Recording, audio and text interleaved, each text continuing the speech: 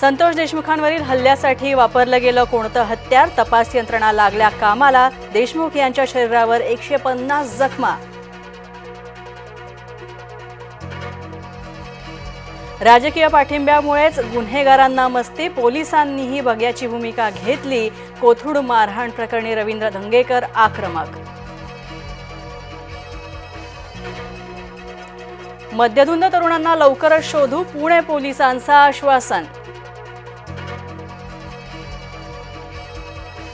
कैलास बोऱ्हाडेचं मद्यधुंद अवस्थेतील नंदीला आलिंगन देतानाचा video viral. महिलांना एक खून माफ करण्याची परवानगी द्या. महिलांवरील वाढत्या अत्याचारामुळे रोहिणी खडसे आक्रमक.